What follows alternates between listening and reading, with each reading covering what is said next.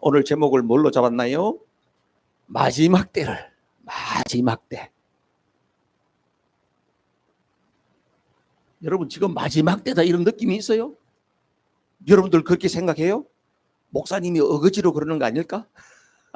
여러분들도 지금 보니까 돌아가는 세상이 마지막 때인 것 같아, 그런 생각이 들어요? 네, 이 마지막 때를 살아가는 지혜가 필요하다. 지난 2주 동안에 여러분 날씨가 안 좋아서 좀 생활하는데 불편했죠? 그랬죠? 네, 여러분들 제가 선교지가 있는 동안도 여기 계속 비 오고 그랬다고 제가 알고 있어요. 근데요, 여러분들은 그냥 비 와서 조금 불편했지, 저 미국 동남부 지역에는 5개주가 완전히 썰어버렸어요. 네, 완전히. 지난 100년 동안에 이런 허리케인의 피해가 없을 만큼 헐린이라고 하는 허리케인이 와가지고 이미 100명 이상 죽었어요. 그리고 600명 이상이 지금 행방불명 실종이 됐어요. 재산 피해가요 지금 1000억 불이면 한국 돈으로 131조예요. 131조. 한국의 1년 예산이 한 600몇 조가 되는데요, 131조면 한 4분의 1 정도가 그냥 며칠 사이 다 날아가 버린 거예요. 어마어마한 그런 재앙이 일어났습니다. 미국에서 말이에요. 아프리카 이야기가 아니에요. 미국에서 그런 일이 일어났습니다. 러시아 우크라이나 전쟁이 지금 2년 동안 계속 하고 있잖아요. 잠깐 끝날 것 같더니 계속 전쟁하고 있잖아요. 지금 우크라이나는 어떤 일이 벌어졌냐 하면은 남자들이 다 군대 가가지고 죽어버리고 군대 가서 지금 이렇게 하고 있으니까 그동안 남자들이 해야 할 일을 어떻게 해요? 그러니까 여자들이 이제는 막 트랙터 운전사, 대형 트럭 운전사 이런 걸 여자들이 하는 거야. 그래서 인터뷰한 거 보니까 여자들이 힘들어 죽겠어요. 힘들어 죽겠다 이거야. 그 사회가 지금 완전히 지금 바뀌고 있어요. 그보다 더 심각한 거는 이스라엘이죠. 이스라엘과 중동 지역에 지금 후티 반군, 헤즈볼라, 제일 처음에 하마스부터 시작했던 그 전쟁이 이제는 이단이 개입했잖아. 이란하고 지금 이스라엘의 문제가 이게 개입되면요, 세상이 시끄러워집니다. 보통 어려운 문제가 아니에요. 이란이 지금 이 전쟁에 휘말려 들어갔어요. 그래서 미사일을 수백 기를 쐈어요. 그렇게 이란이 지금 쏘니까 이스라엘이 그걸 갖다 다 디펜스 하면서 다 격추시키고 했는데 90몇 프로를 잡아냈어요. 대단하죠. 여러분 대단한 거예요 이게. 여러분 바늘 공중에 던지는데 그걸 갖다 여러분 바늘로 맞추는 거와 똑같은 거예요. 그거 어떻게 하겠어요? 그런 정도의 대단한 첨단 과학으로 하지만은 그래도 90몇 프로가 맞췄다 할지라도 어떻게 해요? 10% 정도는 떨어지는 거 아니에요. 폭탄 위력이 이만저만이 아니거든요. 그럼 이스라엘이 그렇게 하고 가만히 있겠어요? 아니죠. 100발 쏘면 200발 쏘겠죠. 세상은 지금 심각하게 돌아가고 있습니다. 여러분 이런 뉴스를 들을 때에 여러분 어떤 생각이 들어요? 우리하고는 너무나도 지구 반대편, 우리가 있는 곳의 반대편에서 일어나고 있는 일들이니까 그저 국지전으로 그런 일이 한두 번 있었나? 인류의 역사는 계속해서 전쟁도 있었는 걸 그런 정도로 생각하십니까? 그렇지가 않아요. 우리 기독교인들은 생각을 그렇게 하면 안 돼요. 왜냐하면은 주님께서 재림에 오실 때 일어날 여러 가지 현상들을 이야기하고 있는데 그것이 너무나도 지금 비슷하게 가고 있기 때문에, 그러면서 우리는 이런 현상들을 보면서 단순히 전쟁 났구나, 지금 태풍이 왔구나 이런 것이 아니라 우리 그리스도인들은 이런 일들을 보면서 주님 오실 날이 멀지 않았구나, 이런 영적 민감성을 가져야 되는 거예요. 여러분 우리가 신앙생활의 모델로 삼고 있는 그런 사람들을 이야기할 때는 항상 초대교회를 이야기하잖아요. 그렇죠? 그래서 영적 대각성이 일어날 때는 초대교회로 돌아가자, 초대교회로 돌아가자 이런 이야기를 하잖아요. 그럼 초대교회가 어땠을까요? 그들은 환난 핍박의 상황이었어요. 아시잖아요. 예수 믿는다는 이유 때문에 잡혀가가지고 맹수들의 밥이 되고 금투사들의 놀이기가 돼서 처참하게 죽어가고, 금투사들이 사람을 죽이려면은 이게 쉽게 죽이기가 어렵잖아요. 그래서 짐승 가죽을 뒤집어 씌우는 거예요 거기다가. 그래가지고 사람들이 막 피하고 도망가면은 사냥하듯이 사람을 그렇게 죽이고, 그리고 나서 그 콜로세움의 사람들은 관중석에 참 앉아가지고 죽일 때마다 막 좋다고 환호하고. 초대교회가 그거였어요 여러분. 그렇게 비참했어요. 그런데 왜 초대교회로 돌아가자 그래요? 초대교회는 그렇게 큰 환난과 핍박, 박해가 있었음에도 불구하고 주님의 오심을 얼마나 사모했는지 몰라요. 그들은 구름의 모습만 조금 이상해도 오늘 주님이 오시려나, 오늘 주님이 오시려나. 그래서 성도들 간에 서로 인사를 할 때도 뭐라고 인사했대요? 뭐라고 했대요? 할렐루야, 할렐루야, 마라나타. 뭐라고? 말을 타라고? 마라나타. 주 예수여 오시옵소서. 주님 오시옵소서. 주님 오시옵소서. 나는 지금 준비가 됐습니다. 나는 레디. 주님 오시기만 하면 나는 언제든지 주님과 함께 갈 준비가 되어 있습니다. 이런 신앙을 가지고 있다 이 말이에요. 그래서 이걸 무슨 신앙이라 그러냐면 이걸 재림신앙, 또 다른 말로 하면 이걸 종말신앙이라 그래요. 여러분, 우리 기독교인들에게 있어서 우리의 신앙생활을 각성시키고 우리를 하나님 앞에서 멋진 신앙인으로 살아가게 하는 그런 원동력이 어디 있냐면 재림신앙, 종말신앙이에요. 여러분, 일상의 삶이 편안하다 할지라도 나는 그릴 게 없습니다, 이런 상황 속에 있다 할지라도 주님이 곧 오신다, 주님이 오실 때에 내가 어떤 모습으로 주님을 만나야 되냐, 이 마음과 믿음이 준비가 되어야 될 줄로 믿습니다. 그 많은 사람들이 지금 보면 이런 이야기를 한단 말이에요. 주님이 곧 오실 것 같아, 그런 이야기예요. 곧 오셔서 여러분들 사이, 여러분들이 지금 살아 계시는 동안에 주님의 오심을 못 본다 할지라도 또 한 가지 위기는 뭐냐 하면은 내 개인의 종말이 점점 다가온다고 하는 사실이에요. 그렇죠? 네. 개인의 종말이라는 게 있습니다. 우리가 죽음이라고 하는 것을 맞이하게 되는 겁니다. 여러분들은 죽음을 안 맞이할 것 같아요? 아유, 목사님 이제 100세 시대, 200세 시대 된다 그러는데 좀 지나다 보면 주님이 오면 나는 안 죽을 수도 있을 것 같아요. 그렇게 여유롭게 여러분 사십니까? 그러지 않죠? 누군가에게는 개인적으로 종말은 다 찾아오기 때문에 그 종말의 시간이 제깍 나에게도 지금 점점 가까이 다가오고 있다. 15분이라고 하는 단막극 스토리가 있습니다. 그 내용이 이런 거예요. 어떤 사람이, 남자분이 열심히 공부를 해가지고 박사학위 논문을 갖다가 제출을 했습니다. 이제 마지막 심사가 진행되고 있어요. 이제 공부 그동안 하느라고 결혼도 미루고 다 했는데 이제 곧 박사학위가 합격이 될 거라고 하는 것을 알고 자기의 피앙사에게 가서 이제 다 될 것 같으니까 우리 결혼을 해야 되지 않겠니? 알았어요. 그러고 나서 내가 부모님께 결혼 허락을 받고 올게요. 그러고 나서 결혼 허락을 받으러 간 거예요. 그러는 사이에 남편 될 사람이 몸이 안 좋은 거야. 그래서 그동안 너무 내가 공부하느라고 힘들어서 그렇나? 그러고 나서 병원에 가봤어요. 그랬더니 의사가 눈이 둥그레져가지고 왜 이제 오셨어요? 뭐 하고 이제 오셨어요? 당신 뭐 하다가 이제 왔냐고. 그러면서 당신의 인생은 15분밖에 안 남았다는 이야기예요. 그런 충격적인 이야기를 들으니까요, 사람이 멍해져가지고 3분이 그냥 지나가 버렸어요. 그러고 나서 11분 남았어요. 그럴 때 전화가 오는 거예요. 학교에서 전화가 왔어요. 축하합니다. 당신의 박사학위 논문이 아주 우수하게 패스가 됐습니다. 이제 당신에게는 학위가 곧 수여될 것입니다. 그 이야기를 듣는 중에 또 2, 3분이 지나가 버렸어요. 그래서 또 연락이 옵니다. 결혼 허락을 받으러 갔던 자기 애인이 자기야 우리 엄마 아빠가 결혼하는 거 너무 좋다고 허락했어. 이제 우리 결혼하게 됐어. 그 좋은 소식을 전해옵니다.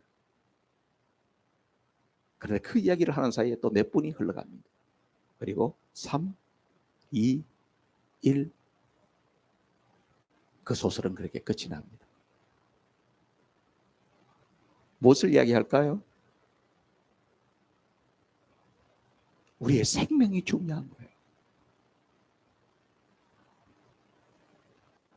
죽음 앞에 있는 우리가 하기가 무슨 소용이 있으며 결혼이 무슨 소용이 있더냐는 거예요. 그러니까 뭐가 중요해요? 생명이 중요해요. 우리가 살아있는 동안에 내 생명이 무엇인지를 알고 살아가는 것이 중요한 거예요.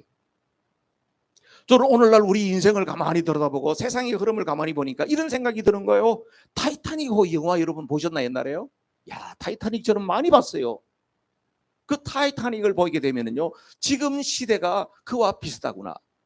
이 어마어마한 호화 유람선이 대서양을 횡단해 가면서 무슨 일이 일어날지 모르면서 그 안에서 수많은 사람들이 파티하고 즐기고 잔치하고 맛있는 거 먹고 추억을 만들고 그렇게 하고 있잖아요. 잠시 후에 일어날 어마어마한 해양 사고에 대한 것을 아무도 예상하지 못하잖아요. 그런데 거기서 먹고 마시고 추억 만들기. 야, 세상에서 제일 큰 유람선이 만드는데 우리가 1호 손님이야 1호 손님이야 그러면서 그러고 지나지 않아요. 여러분, 우리 인생을 계수할 수 있는 지혜가 필요합니다. 시편 90편 10절 12절에는 이런 말씀이 있어요. 모세가 한 이야기예요. 다 같이 시작. 우리의 연수가 70이요 강건하면 80이라도 그 연수의 자랑은 수고와 슬픔뿐이요 빠르게 지나가니 마치 날아가는 것 같습니다. 주님의 분노의 위력을 누가 알 수 있겠으며 주님의 진노의 위세를 누가 알 수 있겠습니까? 우리에게 우리 나를 세는 법을 가르쳐 주셔서 지혜의 마음을 얻게 해 주십시오. 아멘.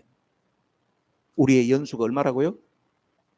70이고 강건하면 80이 되는 거예요. 모세가 지금 120까지 산 사람인데 사람들의 삶을 보니까 보통 70 살고 특별히 건강하다는 사람 80 살더라는 거예요. 80 넘으신 분 계시죠 여기에? 덤으로 사는 거예요. 덤이에요. 그러니까 모세는 우리에게 뭘 이야기해요? 자기 나를 계수할 수 있는 지혜가 있어야 된다. 사랑하는 성도 여러분, 오늘 내게 있어서 이 생명이 참으로 중요한 것입니다. 그런데 우리는 이 인생 가운데에서 이 세상에서만 사는 것이 아니라 영원한 생명이 있다고 하는 것을 알고 사는 것이 중요한 거예요. 여기에서 우리 인생의 지혜를 알게 해달라고 하는 이야기는 바로 뭐냐 하면 70, 80 살고 땡! 그래서 내가 지금 뭐 하면서 즐길까? 이게 지혜가 아니고요.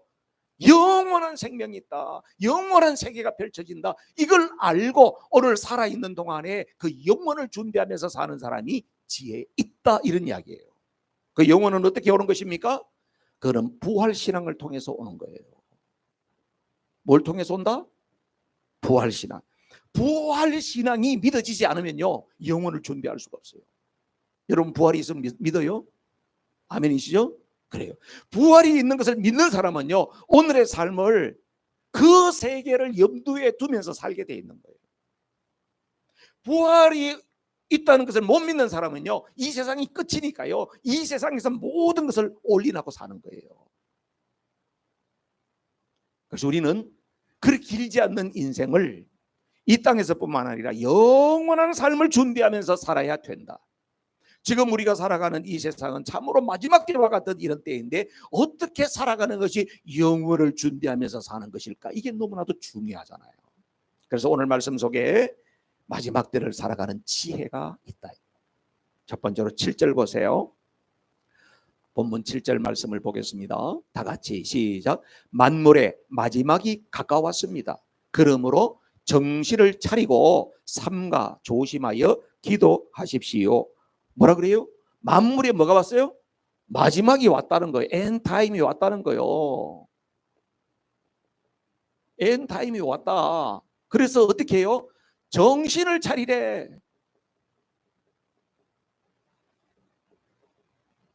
정신을 차리고 정신 차려야 돼요.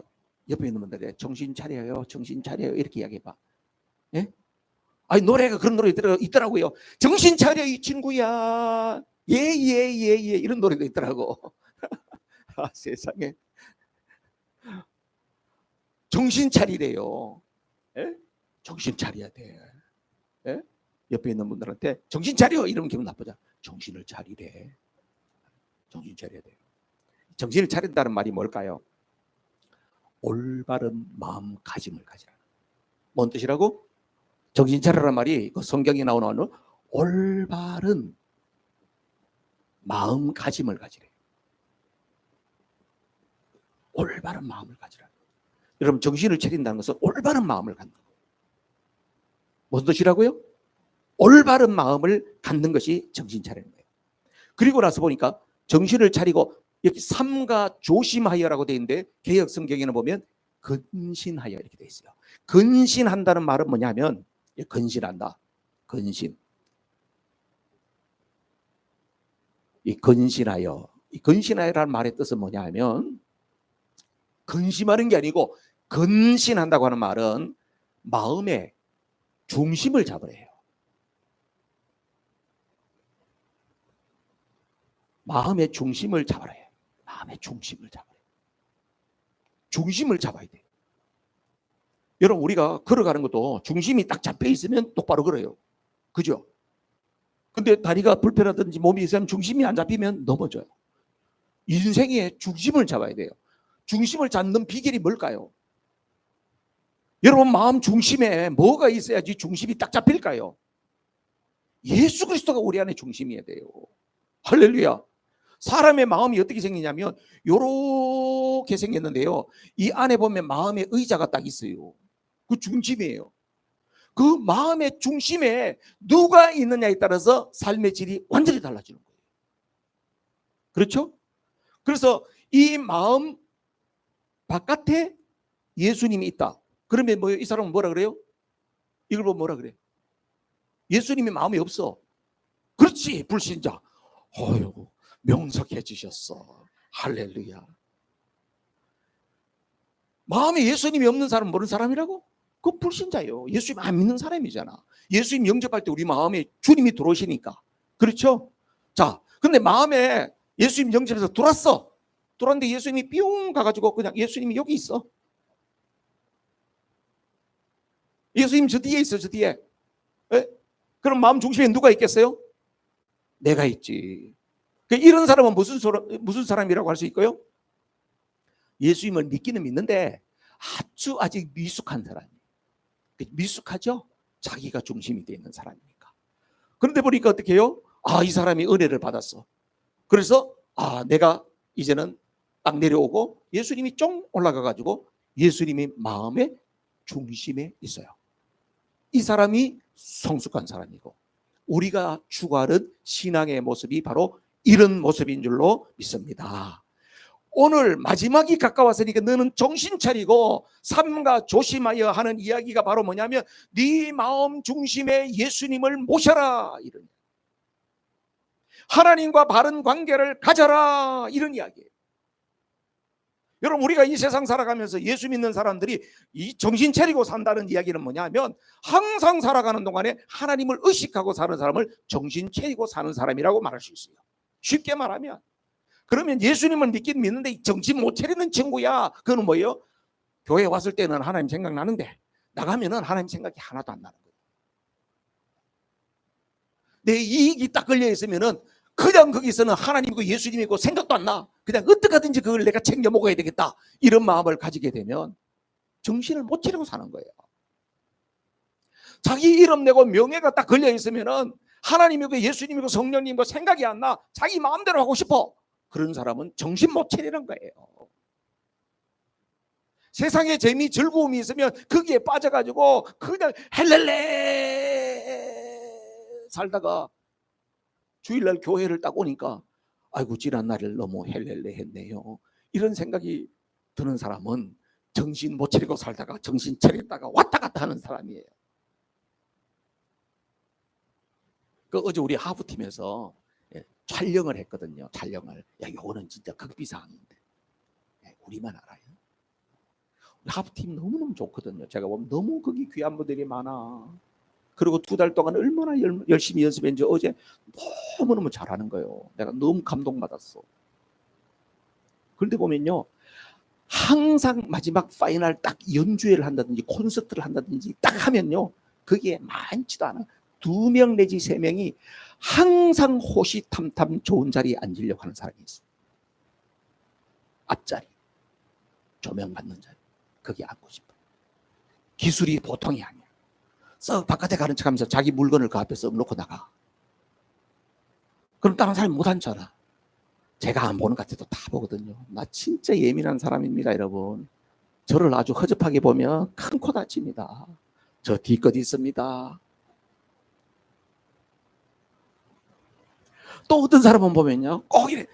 딱 자리 배치도를 제 아내가 미리 다 이런 것 때문에 신경 쓰이니까 미리 며칠 전에 배치도를 딱 해서 카톡에 올려주거든요. 그런데 안 보고 와. 봤으면서도 안 본 척해. 그래서 뒤에 내가 그게 나는 키가 작은데 이러면서 그냥 그 앞으로 비집고 들으려고 무진장 노력하는 사람이 계세요. 세상에. 앉혀줄 수는 있죠. 그러나 어떨까요? 다른 사람들이 다 느끼잖아. 그럼 그 공동체가 깨지잖아. 마음이 안타깝더라. 그래서 어제 제가 그냥 갑자기 개입을 했지. 이보시오. 그러면서 쫙 개입을 쫙 해가지고 하니까 목사님이 개입하니까 찍소리를 못하더라마는 그냥 갑자기 미소 지으면서 찬양을 했는데 좀 더 드라이아이스가 돼가지고 이렇게 돼가지고 좀 미안하긴 했는데요. 안타까워요. 오늘 이런 생각이 드는 거예요. 아, 이분이 평소에는 하나님이 있는데 그런 순간만 되면 하나님 전혀 생각이 안 나는 거구나. 여러분, 사람은 누구에게나 아킬레스건이 있거든요. 여러분들도 있고 저도 있어요. 어떤 사람은 음식에 탐욕이 있는 사람은요, 다른 때는 괜찮아. 음식만 보면 하나님이 없어져 버려. 하나님이 안 보이는 거야. 어떻게 하든지 뱃속에 넣는 게 이게 안전한 거다 해가지고 2인분, 3인분을 막 먹어 제끼고 그러고 갈 때 그냥 싸가지고 가야 되는 거야. 이게 왜 그럴까? 음식에 대해서 탐욕이 있는 거예요. 이게 그 식탐이라고 해요.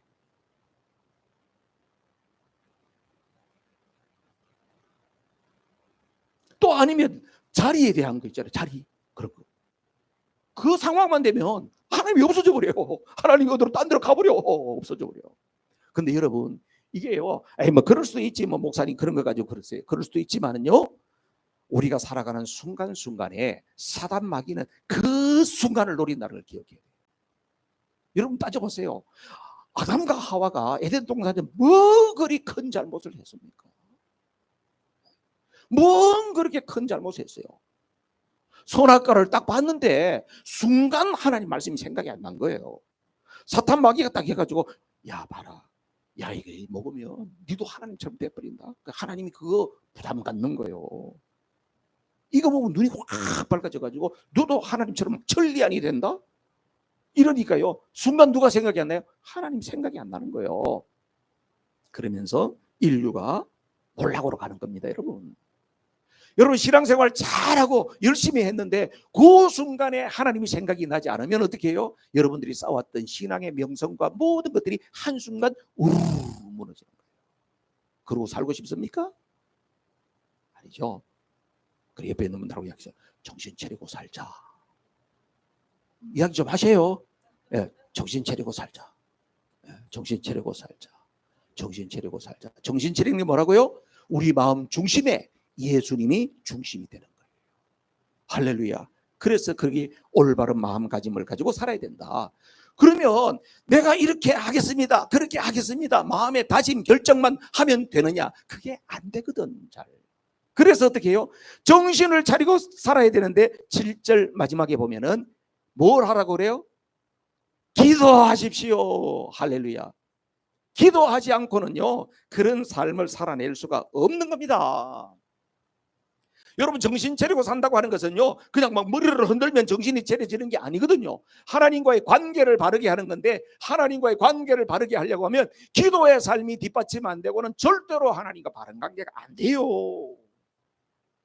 그래서 기도해야 되는 거예요.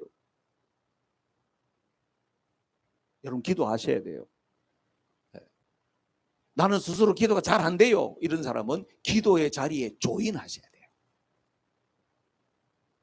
기도해야 되는데 백날 그런다고 해서 기도가 안 됩니다. 기도가 안 된다니까. 여러분 저는 목사니까 항상 기도할 것 같죠? 여러분 어때요? 우리 목사님은 항상 기도할 거야. 그래요? 제가 이런 이야기하면 여러분들이 나를 갖다가 또 이상하게 볼 수 있는데, 목사도 바쁘면 정말 바쁠 때 있잖아요. 그러면요, 밥을 안 먹을 것 같죠? 밥은 챙겨 먹어. 그렇더라니까. 밥을 못 먹으면 차 타고 가다가 패스트푸드 가지고 햄버거라도 사 먹어. 바쁜데 햄버거를 먹더라니까. 근데 바쁘니까요, 기도와 말씀이 쉬워지더라고. 거기 솔직한 고백이에요. 쉽지 않다는 이야기지. 여러분, 하나님과의 바른 관계를 갖는 데 있어서 절대적으로 중요한 것은요, 기도와 말씀이 없이는 하나님과 관계가 안 되게 되어 있습니다. 그거 없이도 나는 하나님과 관계를 잘하고 있습니다. 거짓말입니다. 하나님 앞에 나중에 딱 섰을 때에 여러분들이 정말 충격을 받습니다. 주님이 그때 늘 모른다고 이렇게 이야기할 수 있습니다. 그 정신을 차려야 되는 거예요. 기도와 말씀, 여기에 집중하지 않으면 내가 하나님과 바른 관계가 안 되는 거구나. 내가 마음을 올바르게 가지고 마음의 중심을 잡으려고 해도 기도와 말씀이 없이는 절대로 중심이 안 잡히는 거구나. 이걸 아셔야 된단 말이에요. 할렐루야. 바빠도 개인적인 의지가 있어서 열심히 나는 하겠습니다 하면 잘 지키는 사람은 괜찮아요. 그런데 그게 잘 안 된다, 조인하셔야 돼요. 새벽 기도를 열어놓은 이유가 뭐냐면 새벽형 인간을 위해서 열어놓은 거예요. 아침에 일찍 일어나서 할 일이 없는 사람들은 새벽에 오시란 말이야. 근데 목사님, 나는 너무 바빠서 시간이 새벽에는 도저히 안 됩니다. 그러면은 저녁에 조인하란 말이에요. 아침 저녁으로 문 열어놓고 여러분들을 맞아주는 데가 어디 있습니까요? 없어. 제가 봐도. 그렇죠? 우리 임봉글 집사님 누님 저 이제 LA에서 왔는데 아침 저녁으로 LA에서 문 열어놓고 성경 읽고 하는 데 있어요? 못 봤죠? 못 들어봤을까요? 나도 지난주에 LA 갔거든요. 우리가 아침 저녁으로 하니까 LA에 있는 목사들이 다 입을 벌립니다. 어떻게 그렇게 하냐 이거야. 우리 그리 한다. 뭘 위해서? 여러분들 조인하시라고 하는 거예요.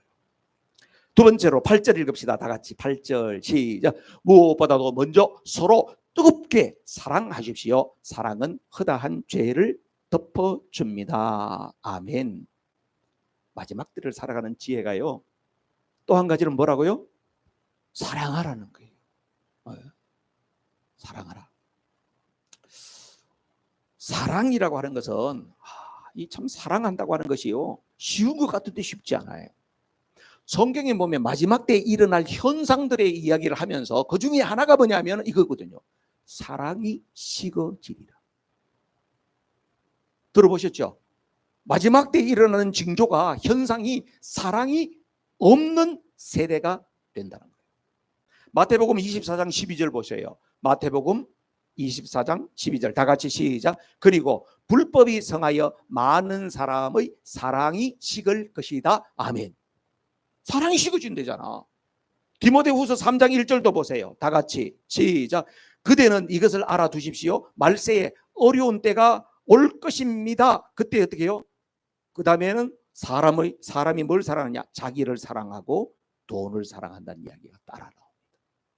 마지막 때에 일어날 현상이 다 자기 애착에 빠져가지고 다른 사람 그들도 보지도 않는다.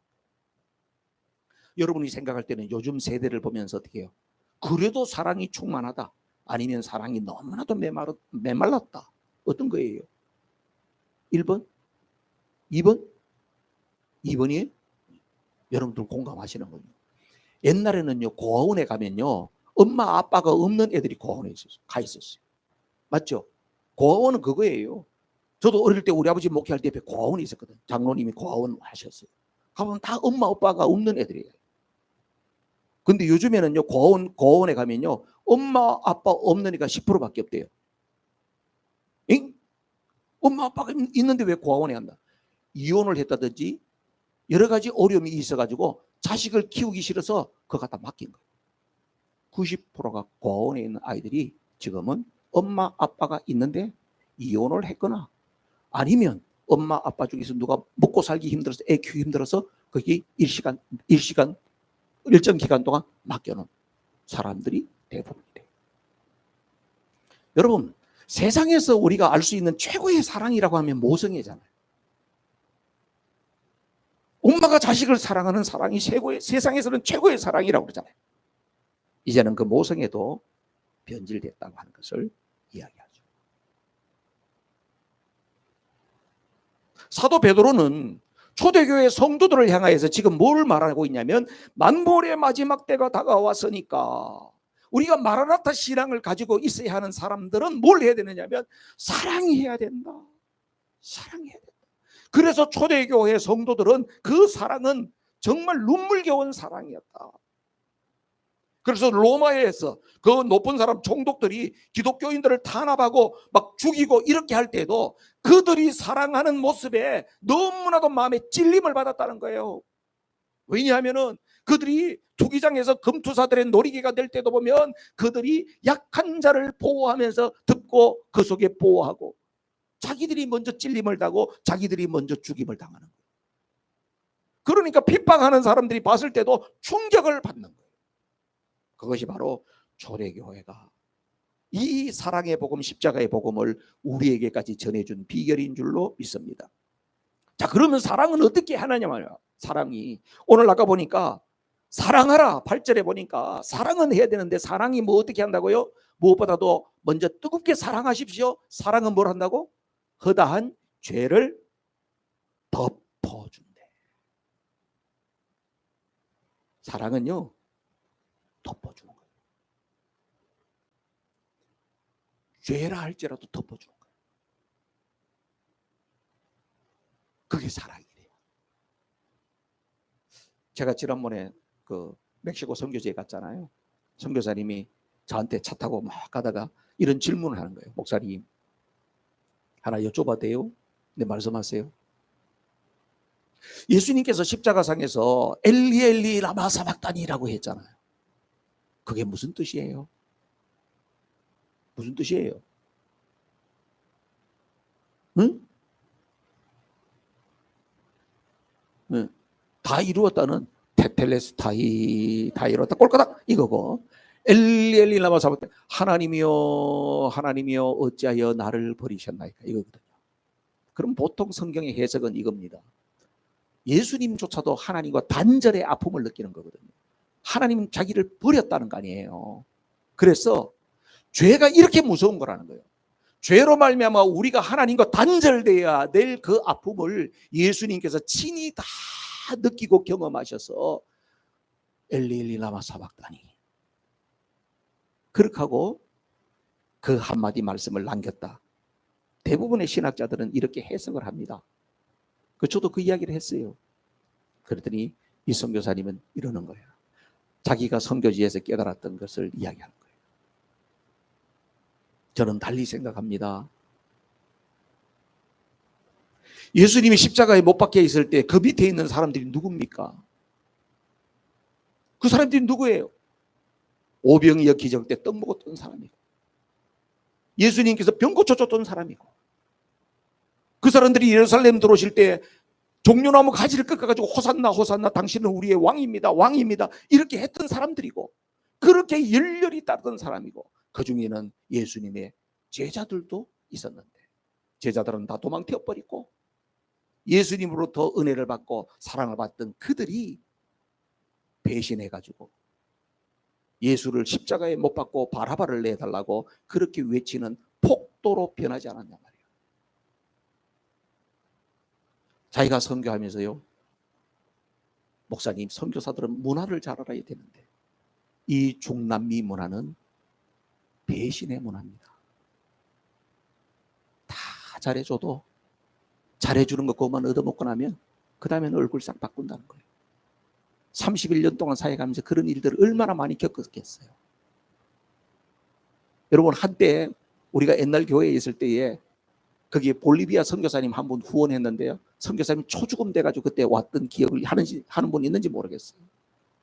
자기가 15년 동안 거기서 사역하고 길러가지고 목사 만들고 교회 주고 이렇게 다 했는데 나중에 자기들끼리 담합해가지고 선교사를 죽이겠다고 해가지고 쫓아내버린 거예요.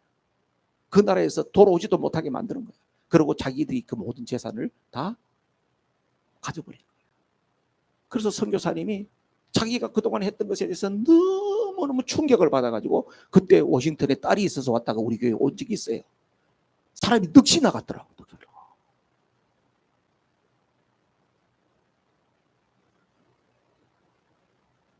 이번에 임성 교사님이 이야기했죠. 중남미는 문화 자체가 배신의 문화입니다.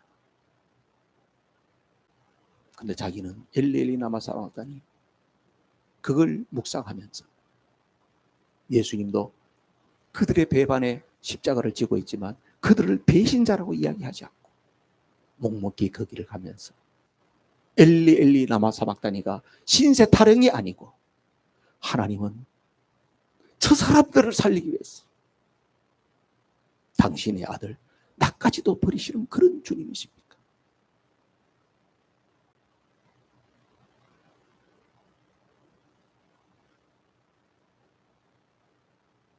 하나님 아버지의 사랑은 그런 사랑입니까? 그 이야기를 할 거예요.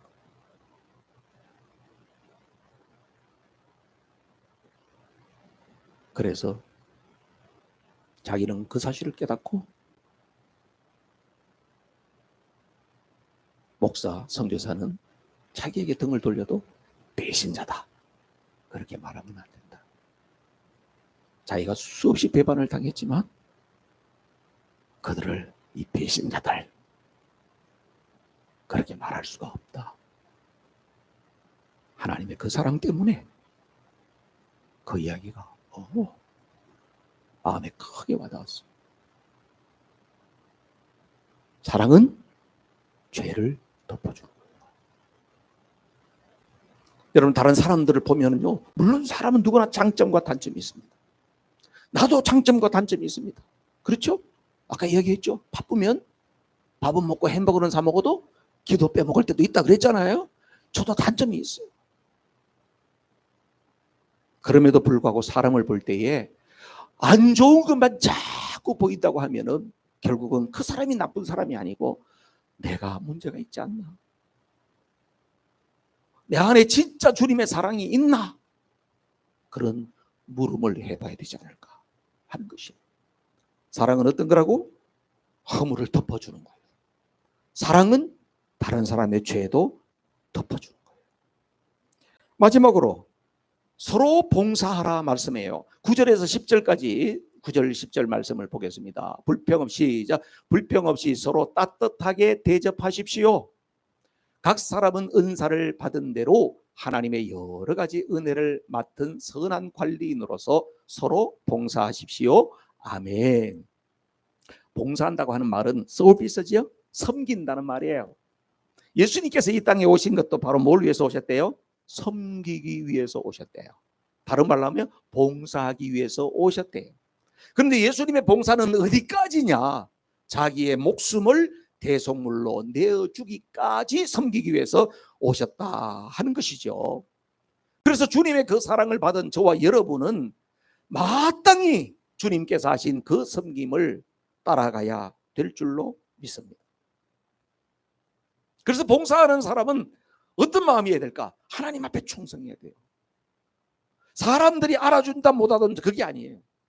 사람들이 나에게서 좋은 평가를 한다 안 한다 그거에 관심 가질 필요 없어요. 내가 하나님 앞에서 하나님으로부터 그 사랑을 받았기 때문에 내가 주님을 사랑하는 마음으로 옆에 어려운 사람도 돕고 내가 물질로도 도울 수 있고 기도로도 도울 수 있고 그것이 바로 하나님 앞에 충성하는 일인 줄로 믿습니다. 그 충성해야 돼요. 여러분 성경에는 충성에 대한 이야기가 많이 나오잖아요. 마태복음 25장이면 달란트 비유가 나오죠. 거기 보면 2달란트, 5달란트 받은 사람들에게 칭찬합니다. 맡은 자들에게 구할 것은 충성이거든요. 잘했다. 착하고 충성된 종아. 충성이에요. 요한계시록 2장 우리 서문화교회에 대한 이야기를 할 때요. 환난과 핍박이 있을 거라고 이야기해요. 그런데 어떻게 해요? 죽도록 충성해라. 그리하면 어떻게 한다고? 생명의 멸류관을 너에게 주겠다. 하나님 앞에서 봉사하고 섬기는 우리의 마음이 어떤 마음? 충성스러운 마음 될 때에 우리 하나님께서 기억해 주시는 줄로 믿습니다. 말씀 마치겠습니다. 사랑하는 성도 여러분, 마지막 때를 살아가는 지혜 3가지를 말씀드렸어요. 첫 번째로는 뭐였어요? 믿음으로 해야 돼. 믿음으로. 예수 그리스도가 내 안에 중심이 돼야 돼요. 그렇게 하려면 이론 가지고는 안 돼. 기도와 말씀이,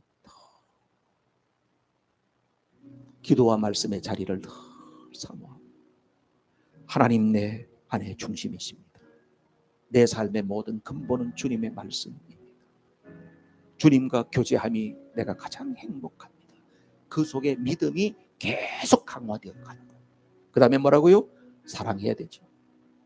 사랑은 어디라고? 허다한 죄를 덮느니라. 덮어주는 사랑이 최고예요. 또 유난히 잘 덜추는 사람도 있어. 덜추는 데는 아주 최고야. 잘하는 거 아니에요. 덮어주는 게 좋대요.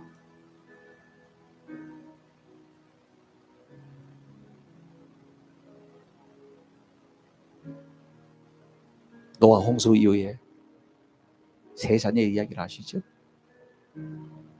노아 할아버지가 포도주 잡수고 나서 그냥 좀 이렇게 취했나 봐. 근데 술 잡수니까 열나잖아. 옷을 다 벗어 던지고 빨가벗고 잤어. 아들들이 그걸 봤어요.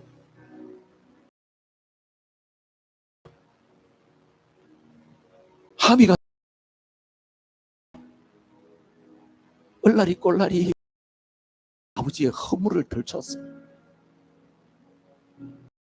야벳은 지금으로 말하면 담요를 몸을 뒤로 하고 갔어요. 아버지의 수치를 덮어줬어요. 결과가 어떻게 됐어요? 아버지의 부끄러움을 들춰냈던 함은 영원토록 형제들을 섬기는 종이 되는 거예요. 덮어줘요. 덮어주는 사람 주님이 기뻐하세요. 마지막으로 봉사해야 된다 그랬죠? 하나님 앞에 한결같이 충성스럽게 사람들 생각하지 말고 하나님, 내가 하나님 앞에 충성을 다하겠어. 이 시간에 이름 거룩한 마음의 다짐을 가지고 합심해서 기도하겠습니다.